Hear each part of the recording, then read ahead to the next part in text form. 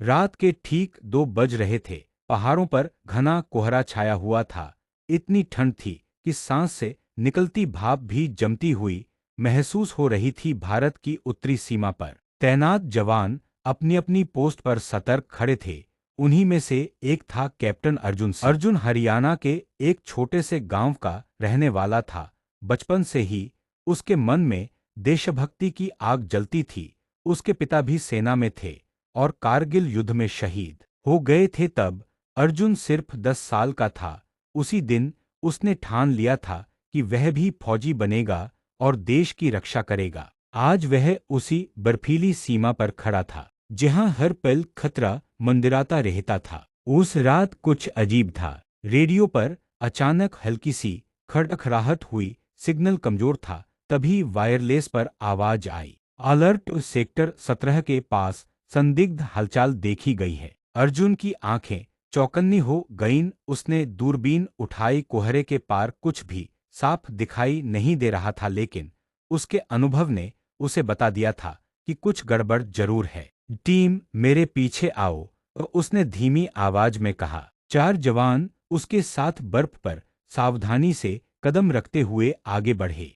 हर कदम पर बर्फ की चरमराहट सुनाई देती थी। अचानक अर्जुन ने हाथ उठाकर सबको रुकने का इशारा किया। उसे हल्की सी परछाई दिखाई दी। दिल की धड़कन तेज हो गई, लेकिन चेहरे पर कोई डर नहीं था। उसने फुसफुसाकर कहा, अब पोजीशन लो। अचानक गोलियों की बौछार शुरू हो गई। चारों तरफ अफरा-तफरी मच गई। दुश्मन ने घात लगाकर हमला किया था, लेकिन अर्जुन और उसकी टीम तैयार थे। उन्होंने भी जवाबी फायरिंग शुरू कर दी। कोहरे और अंधेरे के बीच गोलियों की आवाज गूंज रही थी। एक गोली अर्जुन के कंधे को छूती हुई निकल गई। दर्द असहनीय था, लेकिन उसने परवाह नहीं की। उसके दिमाग में सिर्फ एक ही बात थी, सीमा पार कोई नहीं जा पाए। उसने अपनी पोजीशन बदली और आगे बढ़ते हुए दुश्मनों को घेर लिया। उसकी रणनीति काम कर गई। कुछ ही मिनटों में 2 घुसपैठिए ढेर हो चुके थे। बाकी भागने की कोशिश करने लगे, लेकिन तभी एक जवान रोहित गोली लगने से गिर पड़ा। रोहित, अर्जुन चिल्लाया। वह अपनी जान की परवाह किए बिना उसके पास दौड़ा। गोलियां अब भी चल रही थीं। अर्जुन ने रोहित को खींचकर एक चट्टान के पीछे किया और प्राथमिक उपचार दिया। रोहित ने कमजोर, सर आप पीछे हट जाइए। अर्जुन मुस्कुराया। फौजी पीछे नहीं हटता। उसकी आंखों में वही जज्बा था जो कभी उसके पिता की आंखों में था।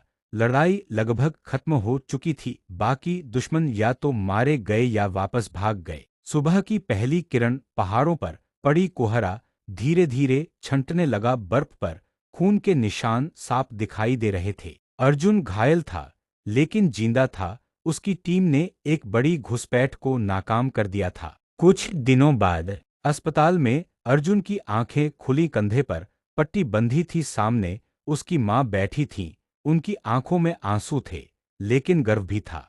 तू बिल्कुल अपने पिताजी जैसा है, उन्होंने कहा।